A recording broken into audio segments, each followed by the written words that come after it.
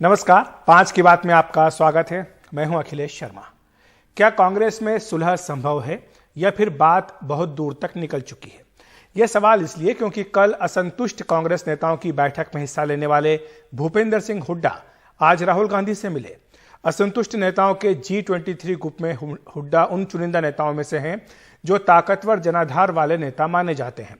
राहुल गांधी से मिलने के बाद वे गुलाम नबी आजाद से मिले, जिनके घर कल G23 के नेताओं की बैठक हुई थी। पार्टी सूत्रों के मुताबिक राहुल गांधी कल की G23 की बैठक में दिए गए सुझावों से सहमत हैं। बताया जा रहा है कि गुलाम नबी आजाद भी जल्द ही सोनिया गांधी से मिल सकते हैं। आपको बता दें कि यूपी समेत 5 राज्यों में कांग्रेस की करारी हार के बाद से ही पार्टी का असंतुष्ट खेमा यानी G23 काफी सक्रिय है। कल गुलाम नबी आजाद के घर पर 18 नेताओं की बैठक हुई, जिसमें कई ऐसे नेता भी पहुंचे जो पहले इस खेमे में नहीं थे। इनमें भूपेंद्र सिंह हुड्डा, राज बब्बर, मणिशंकर अय्यर जैसे नेता शामिल हैं। बैठक में असंतुष्ट नेताओं ने सामूहिक और समावेशी लीडरशिप की मांग की। हालांकि गांधी कांग्रेस अध्यक्ष बनाने या फिर संगठन चुनावों को लेकर कोई मांग नहीं की गई है। इन नेताओं ने सुझाव दिया कि कांग्रेस को 2024 के आम चुनाव के लिए उन दलों के साथ गठबंधन करना चाहिए जो उसकी विचारधारा से सहमति रखते हैं। यह भी कहा गया कि कांग्रेस को कोशिश करनी चाहिए कि वो विपक्षी दलों के बीच अलग थलग ना पड़े। इन नेताओं की एक शिकायत यह भी है कि जिनके कारण पार्टी हारी, उन्हें ही हार की समीक्षा करने की जिम्मेदारी दे दी गई। जैसे जयराम रमेश, जो मणिपुर के चुनाव प्रभारी थे, उन्हें मणिपुर में ही हार की समीक्षा को कह दिया गया। इसी तरह चुनावी प्रबंधन टीम के सदस्यों अजय माकन को पंजाब, अविनाश पांडे को उत्तराखंड, जितेंद्र सिंह को उत्तर प्रदेश और रजनी पाटिल को गोवा में हार की समीक्षा की जिम्मेदारी दी गई है। तो आखिर हो क्या रहा है कांग्रेस में? इन 5 राज्यों में हार के बाद ऐसा क्यों हुआ कि एक बार फिर से G23 के जो नेता हैं वो हावी होते दिखाई दे रहे हैं? कांग्रेस की इस अंदरूनी खींचतान पर चर्चा करने के लिए हमारे साथ 2 वरिष्ठ पत्रकार हैं, जावेद अंसारी साहब और साथ ही हेमंत अत्री जी। आप दोनों का बहुत बहुत स्वागत है। सबसे पहले जावेद साहब, मैं आपके पास आना चाहूंगा। आप बहुत वर्षों से कांग्रेस के अंदरूनी खींचतान पर, राजनीति पर नजर रखते आए हैं। क्या आपको लगता है कि ये कांग्रेस में केसरी मोमेंट है कि जब सोनिया गांधी को या जो अभी भी जो नेतृत्व है उनको हटने के लिए कह दिया जाए, या फिर आपको लगता है कि सुलह की ओर बात बढ़ रही है? मानना है अखिलेश जी की सुलह की तरफ बात बढ़ रही है। आज भूपेंद्र हुड्डा से मुलाकात हुई। बताया जाता है कि आज देर रात नहीं तो कल किसी वक्त संभवतः गुलाम नबी आजाद जी जाएंगे सोनिया गांधी जी से मिलने। सोनिया गांधी जी के न्योते पर जो कांग्रेसी डिसीजन मेकर्स हैं, उनसे इर्द गिर्द जो लोग हैं, उनसे जो खबर मिल रही है वो यही दर्शाती है कि एक सीरियस कोशिश हो रही है दोनों ही तरफ से। पहल हुई है गांधी परिवार की तरफ से कि मसले सुलझाए जाएं और जहां तक हो सके जो G23 के लोग हैं उनको जो इंक्लूसिव लीडरशिप की बात की उसमें शामिल किया जाए। हो सकता है एक कोई कमेटी बने जो सोनिया गांधी को एडवाइस करे, उसमें गुलाम नबी आजाद और एक और कोई G23 का नेता भी उसका सदस्य हो। शायद ये 5 मेंबर कमेटी होगी, मुझे पता नहीं। दूसरा ये कि भूपेंद्र सिंह हुड्डा की जो राहुल गांधी से बात हुई उसका भी कोई रास्ता, कोई निष्कर्ष निकलता है। भूपेंद्र सिंह हुड्डा के जो डिमांड्स हैं उनको देखे कि कांग्रेस की वो कहां तक अकोमोडेट करे। आनंद शर्मा को और गुलाम नबी की राज्यसभा का भी मसला है। इन लोगों के भी, गुलाम नबी जी की राज्यसभा का टर्म खत्म हो गया है, लेकिन आनंद शर्मा जी का अभी बाकी है। तो इस वो भी अभी अप्रैल में खत्म हो रहा है। जी हेमंत अत्री जी, आपके पास आना चाहूंगा। जो बात जावेद जी कह रहे हैं, उन्हें लग रहा है कि बात अब सुलह की ओर जा रही है, लेकिन क्या आपको लगता है कि ये जो G23 के नेता हैं इतनी बात से संतुष्ट हो जाएंगे कि एक समिति बना दी जाए? लेकिन उनकी मांग तो यह है कि कांग्रेस में आमूल चूल परिवर्तन होना चाहिए, संगठन में नीचे से लेकर के ऊपर तक चुनाव होने चाहिए। क्या आपको लगता है कि जो मौजूदा नेतृत्व है कांग्रेस का, वो इन सब बातों पर विचार करने के लिए तैयार होगा? अखिलेश जी, जो ये G23 है, इनका किसी भी रूप में सोनिया गांधी से कोई विरोध नहीं है। एक तो ये बात बिल्कुल ध्यान रखिए, इनका सारा विरोध केवल राहुल गांधी की कार्यशैली से। सोनिया गांधी तो शनिवार को भी जब उन्होंने इस्तीफे की पेशकश की, ये सारे नेता वहीं पर थे। उसमें गुलाम नबी आजाद भी वहीं पे थे, आनंद शर्मा भी थे और मुकुल वासनिक उस जनरल से उसमें CWC में है। सवाल ये नहीं है, सवाल केवल इतना है कि ये जो ओल्ड गार्ड जिसको हम कहते हैं, सो कॉल्ड ओल्ड गार्ड, इसके अंदर जो G23 जो डिमांड कर रहा है, वो डिमांड अगर सीडब्ल्यूसी में की जाती तो ज्यादा अच्छा प्लेटफॉर्म नहीं था क्या?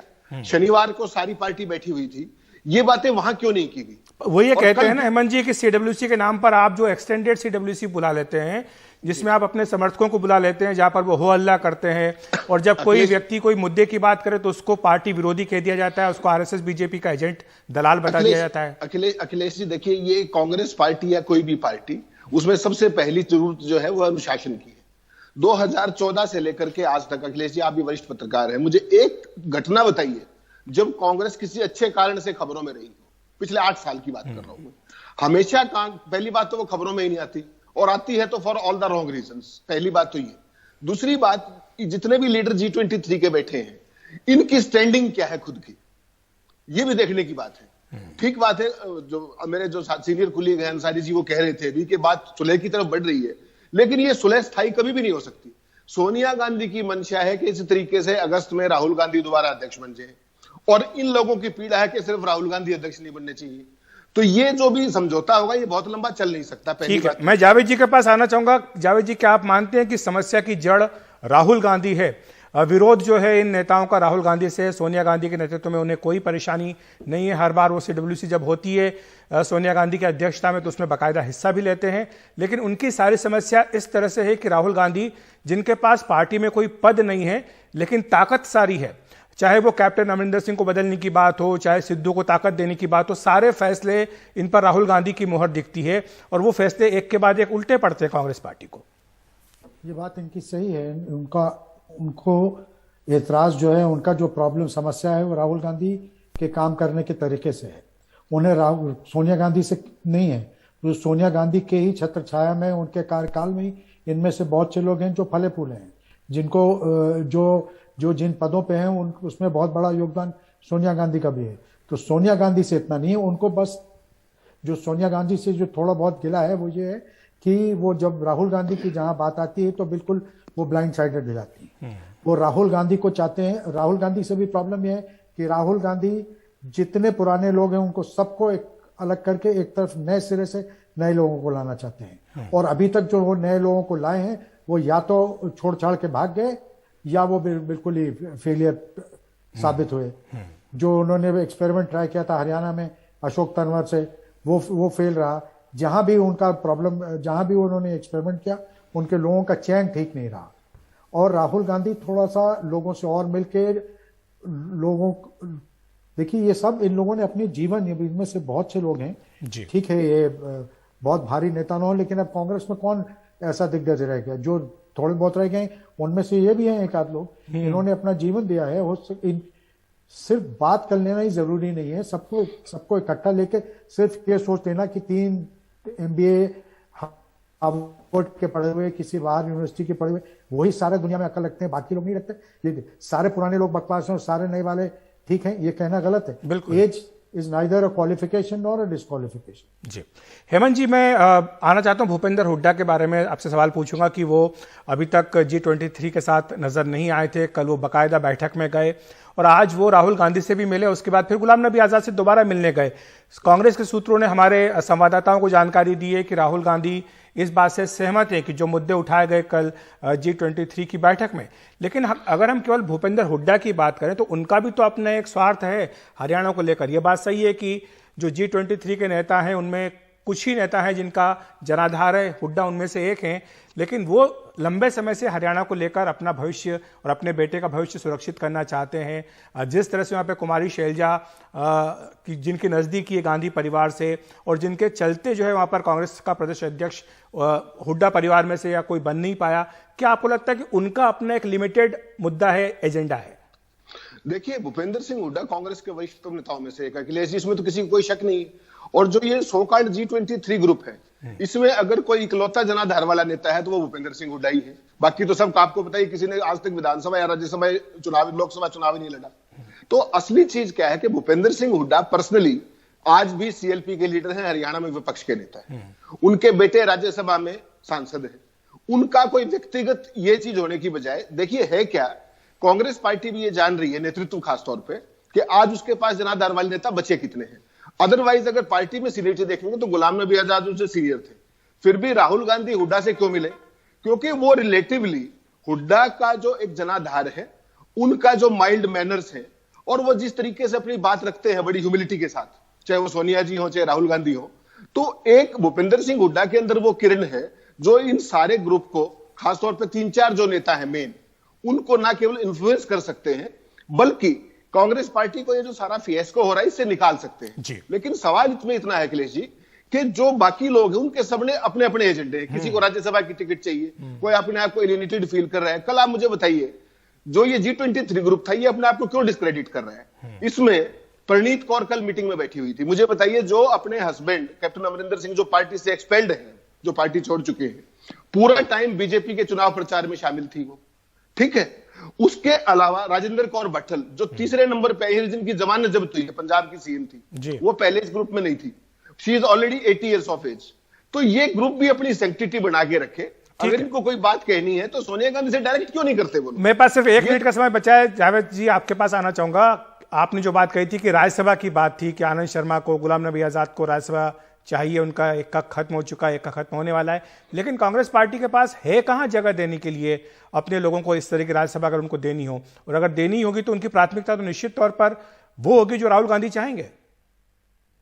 नहीं, जहां तक जगह की बात है, राजस्थान में है, राजस्थान से हो सकते हैं, और छत्तीसगढ़ में भी, छत्तीसगढ़ से हो सकती है, हरियाणा से भी एक हो सकती है।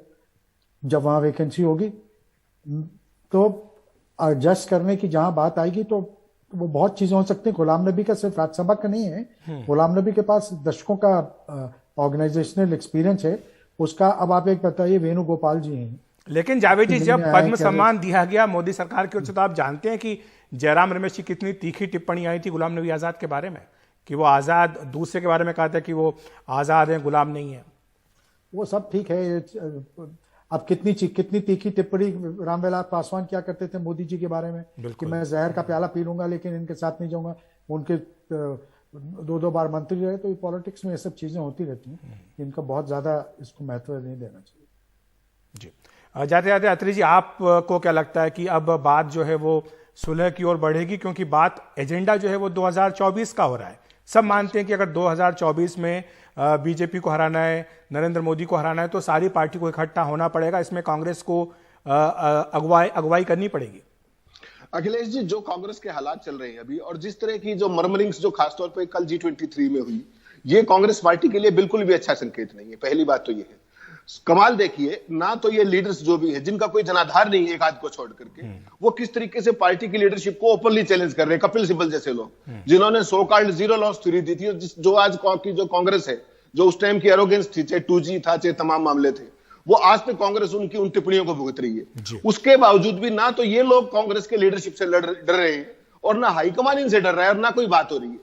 तो कांग्रेस पार्टी को एक धर्मशाला की तरह चलाना जब तक नहीं छोड़ेंगे, पार्टी विकल्प नहीं बन सकती। नरेंद्र मोदी का जो जगरनट है वो वार फाइटिंग मशीन है, इलेक्शन फाइटिंग मशीन है, और कांग्रेस इन फाइटिंग मशीन है।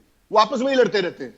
तो ये जो है, ये ना देश के लिए अच्छा है, ना कांग्रेस के लिए अच्छा है, ना डेमोक्रेसी के लिए अच्छा है। ठीक, समझना पड़ेगा। तो देखना होगा। हेमंत जी और जावेद जी, आपका शुक्रिया हमारे साथ जुड़ने के लिए। देखने की बात होगी कि जो G23 है उसका अगला कदम क्या होता है, क्योंकि कल जो उनका बयान आया है उसमें उन्होंने स्पष्ट तौर पर लिखा भी है। उन्होंने कहा कि अपने आगे की रणनीति का खुलासा वो जल्दी ही करने वाले हैं। फिलहाल हम एक ब्रेक ले रहे हैं, लेकिन ब्रेक के बाद बताएंगे यूपी में योगी मंत्रिमंडल का खाका हुआ तैयार।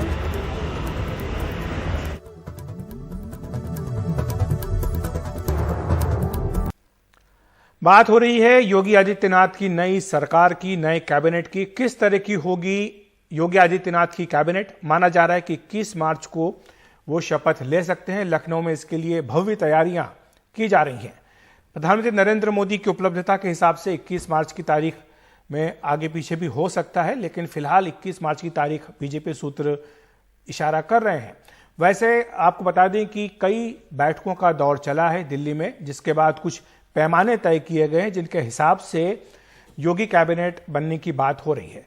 इसमें भविष्य की चुनौतियों के हिसाब से रणनीति बनाई जा रही है, क्योंकि 2024 का चुनाव है। करीब 50 सीटें हैं जो बीजेपी 2019 की तुलना में हारी है, तो इन हारी सीटों को फिर से जीतने की भी रणनीति बनाई जाएगी। नई सरकार के लिए बीजेपी ने रणनीति पर काफी गहन मंथन किया है। प्रधानमंत्री नरेंद्र मोदी के साथ लंबी बैठकें हुई हैं। 4-4 घंटे की बैठक चली, जिसमें जेपी नड्डा, अमित शाह, बीएल संतोष, धर्मेंद्र प्रधान, तमाम बड़े नेता मौजूद थे। इसमें बताया गया है कि सभी जीते हुए विधायकों का डेटा तैयार करने का फैसला किया गया है ताकि उनमें से नए मंत्रियों का चयन किया जा सके।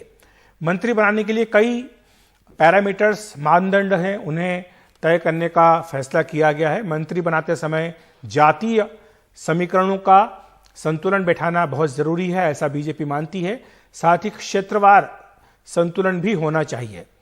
मिसाल के तौर पर पश्चिमी उत्तर प्रदेश, जहां पर बीजेपी को अधिक नुकसान की आशंका थी, वहां पर पार्टी ने अच्छा प्रदर्शन किया तो वहां से नुमाइंदगी बढ़ सकती है। और पूर्वांचल, जहां पर बीजेपी को थोड़ा झटका लगा है, वहां पर मंत्रियों की संख्या किस तरह की रहेगी, यह भी फैसला करना है। युवाओं को, महिलाओं को, उच्च शिक्षा वालों को प्राथमिकता देने का फैसला किया गया है।